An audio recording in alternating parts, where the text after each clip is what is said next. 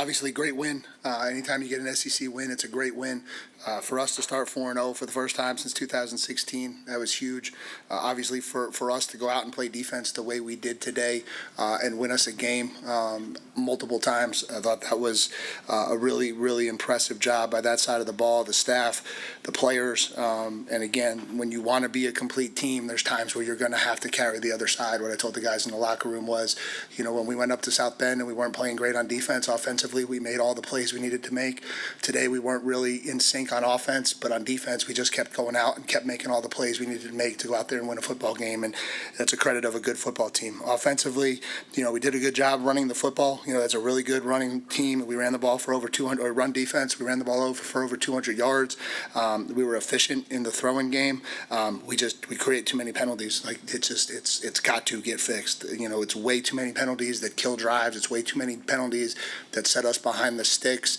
And then if you put that together with not being able to convert third downs, that's how you have 414 yards and not nearly enough points for what 414 yards should get you. And then our special teams, we have to get cleaned up immensely. Too many penalties, too many bad kicks. And so we're happy. We're 4-0. We did the things we needed to do to win today, and I just think the ceiling for this team is a lot higher if we could figure out how to go put four quarters together. And so that'll be our challenge heading into next week. So from there for questions. Coach front right, Carter. Mike, when you win an ugly game like that with a lot of penalties and self-inflicted errors, are the emotions more just relieved and happy to win a game like that, or are you more frustrated about some of those errors? Yeah, we can't have it both ways. So we can't be mad when we win high-scoring games and then mad when we win low-scoring games, and we can't have it both ways. And so we made a lot of mistakes today. We didn't do things that we needed to do on offense to be successful, but defensively we played lights out, and defensively we made an awful lot of stops, and ultimately that won us a football game. Coach to the right, Olin. Yeah, Mike, if I could ask a couple things. First of all, how did y'all shut down Cam Coleman? I think he only had 4 catches for 18 yards, one of the best receivers in the country, and you're able to, really neutralize him. Yeah, obviously he had a huge night against us last year. That obviously creates a sense of pride to not allow that to happen again. I think we tried to pay a lot of attention to him from a cover standpoint, doubling him, helping in that direction, and we were able to execute that at a really good level today. And so, I thought the way we executed the plan on defense was really good, and I think if we do that, we have a chance to be really good on defense. Do you ever have some feelings of lack of a better way to put it, dread or whatever, that the self-inflicted wounds were going to come back and haunt you, or were you that confident in your defense that you are going to continue to be able to turn them away?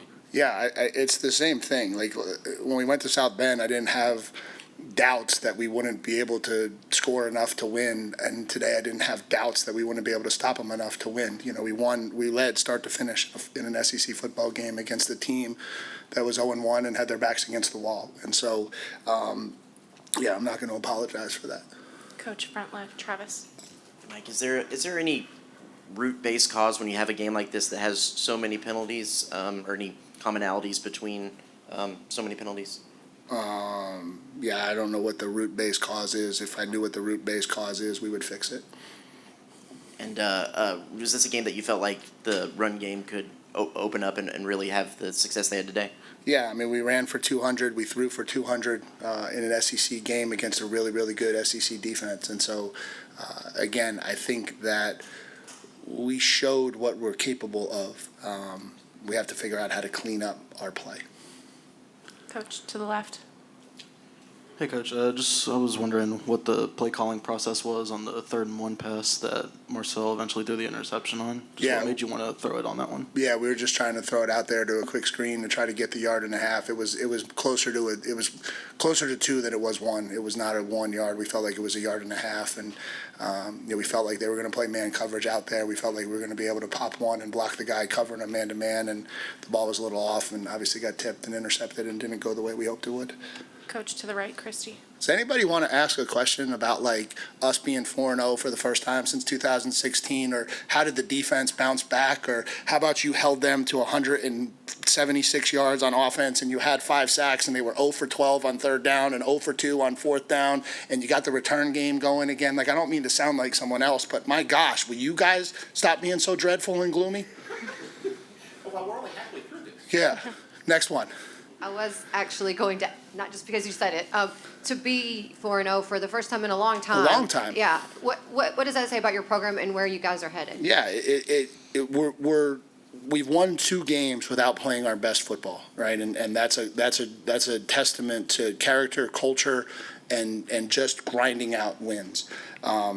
Again, that won't last forever. That's not lost on me. But I do think when you go find different ways to win, one game you throw the ball, one game you run the ball, one game you win on offense, one game you win on defense, it gives you an opportunity to go out and win and sustain success over long periods of time. And again, our defensive kids stood up today and made an awful lot of stops and helped us go out there and win a football game. What is having Moss back done for your team this year, and just the way he's able to kind of grind it out for you guys whenever maybe the passing game isn't going as well as you'd like? Yeah, he's an elite player. He's an elite running back. He was last year. He is this year. It kind of went under the carpet a little bit that he was leading the SEC in rushing at the point in which he got injured. And so that's not easy to do. And so it's a testimony to him. I think he's a really, really good player.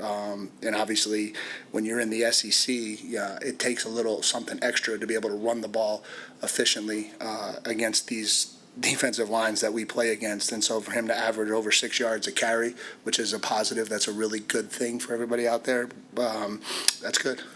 Coach front left, Mark.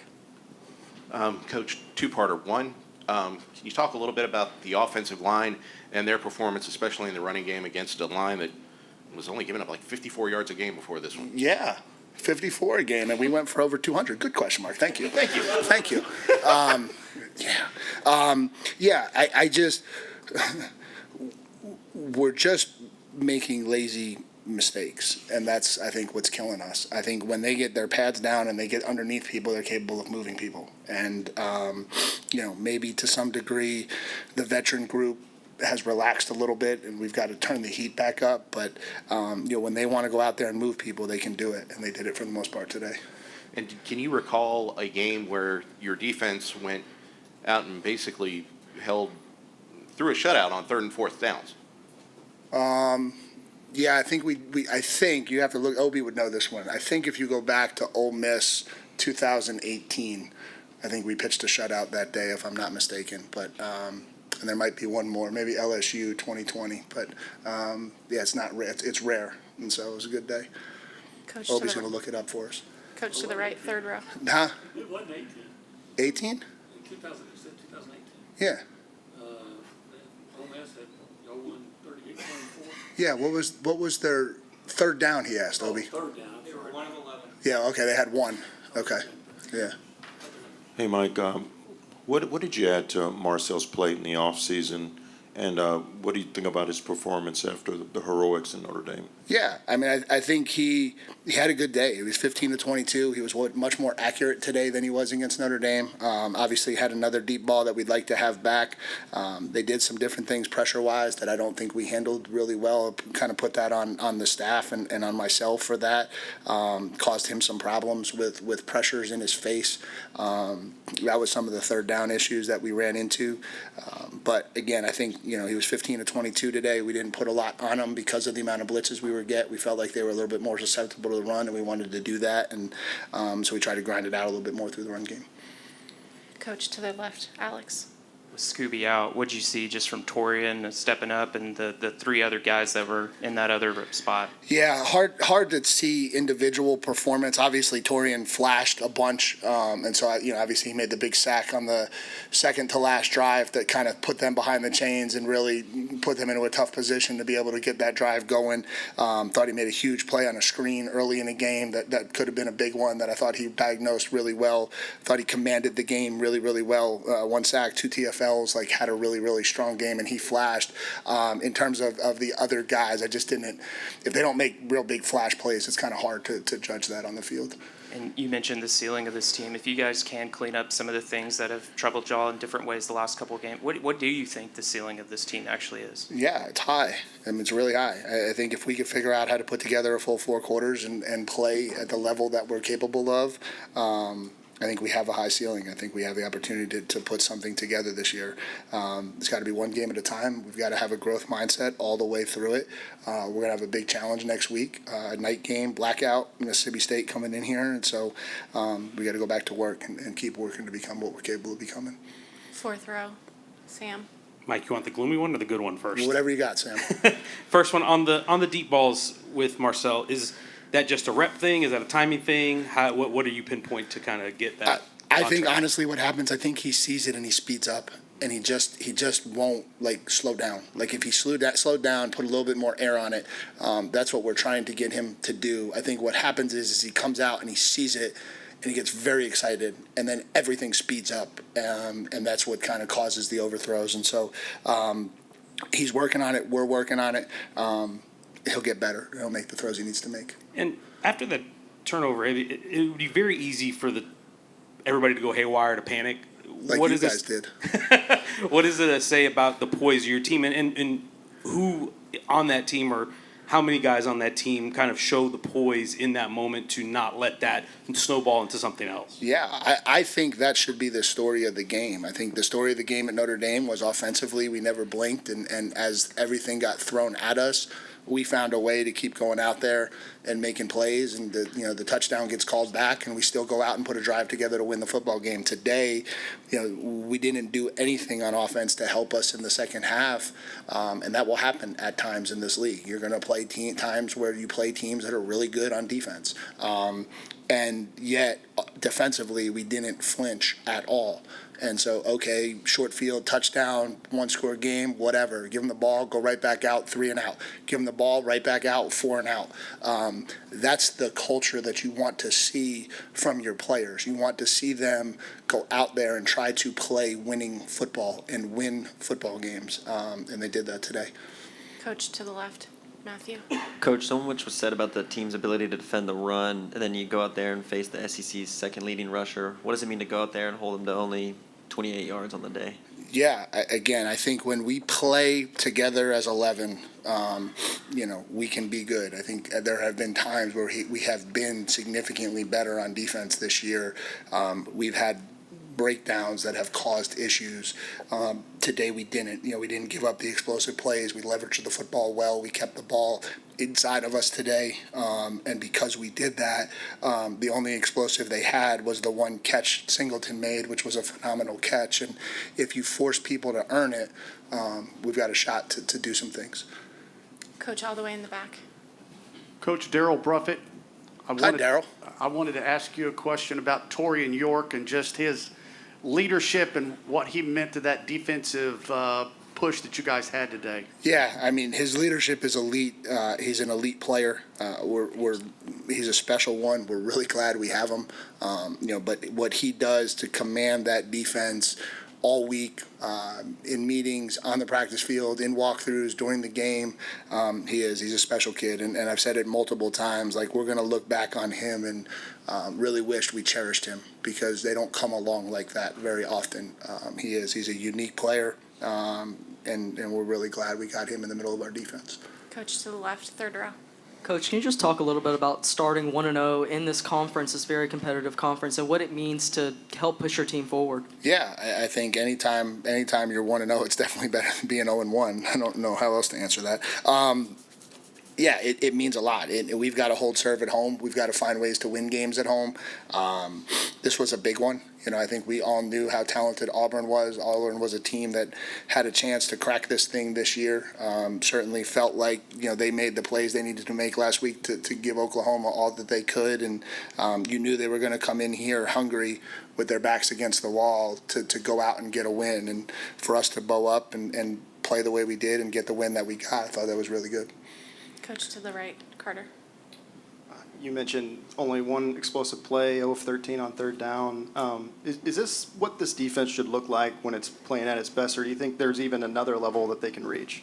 No, that's pretty high, Carter. No, I'm not sure if we can let 176 yards be the standard that we're shooting for in the modern era. But we played well. I think this is what I think, and this is what we talk a lot about behind the building is, like we have to force teams to make plays. Like if teams in this league are going to make plays to some degree, right? You know, Singleton's going to go up and make a great catch, right? And things like that will happen. That's the level of football we're playing. We have to force that to be how people have success. It can't be that we bust a wheel route. It can't be that they hit us on a flea flicker. They can't, like, we can't, that can't be how people get plays on us. They have to get them because they make plays. And if we can play defense that way, we have enough talent that we'll make our fair share of plays. They'll certainly make some, and at the end of that, we should win that ledger. It's when you start throwing in all of the add-ons and the extras, that's been the first 3 games, that's where we're not going to be what we want to be or what we're capable of being. Coach to the left, 4th row. So comparing the Aggie defense that came out for the UTSA game to now the one that came out today on Cal Field, where do you think that those biggest improvements have been? And then looking forward, do you foresee anything that you're going to have to work on with them as the season goes on? Oh yeah, there's about 8 million things we got to work on. That'll always be the answer to that question. But I think they bought in today to being on the same page consistently throughout the game, to staying focused, to staying locked in, to committing to every single play, being dialed into doing their job. And if that sounds like coach speak, but it's really what it comes down to. If they can do that, they can be good. And if we can do that consistently, we have a shot to be a good defense. Coach all the way in the back. Coach, what does it say about your team after the big win on the road against Notre Dame? Everybody was singing the team's praises, but they did seem like they came out today pretty level-headed. Yeah, I think that we understand what we're chasing. We understand what we're after. We understand how far away we are. And I worded to them this way yesterday. We talked about this yesterday. You know, we talk a lot about 4 quarters, obviously, with the game that we play. And so the season breaks down into 4 quarters. And so we went 3-0 in the first quarter. And you can't ever win a football game in the first quarter. You can certainly go out and lose one, but you can't ever go out and win one. And so all we did was win the first quarter. And now you head into this middle part of the season. And this is where seasons get defined. This is where consistency is going to be critical. This is where our ability to go to work every single week and bring the right mindset and bring the right mentality to the game every single week is going to matter. Those are the things that are going to be important. And then figuring out a way to make sure the scoreboard stays in our favor. And we did that today, and we're a 4-0 team, and we're 1-0 in the SEC. And those are things we're going to relish. We'll always relish those things. We act sometimes around here like those things happen all the time, and they just don't. And so we're going to cherish the upward trajectory of the program while we're trying to clean up everything that we need to clean up. Coach, one last question, Tony. Coach, obviously the most complete defensive effort of the year, 2 weeks to prepare for this game. Was there anything tangible or anything that stood out in this preparation that kind of clicked with the unit to kind of get that performance we saw today? Yeah, honestly, no, we really didn't take 2 weeks. We probably did as coaches, but like we really spent the bye week focusing on ourselves because we felt like there were so many things we needed to just clean up within our own game and just with what we were doing. And so we really didn't go out there and we put in 2 weeks of Auburn practice. We didn't run one rep of Auburn offense last week. We just felt like we had to focus on playing our game, playing our defense, playing it the way we know how. And so maybe from a coaching perspective, but I just think I said this in the beginning of the week that I felt like their offensive line would have a chip on our shoulder. What I failed to mention to you was our defense was going to have a chip on their shoulder too. And I think that's probably a little bit more what caused that than the 2 weeks to prepare. Okay, thank you. Yep. Thank you, guys.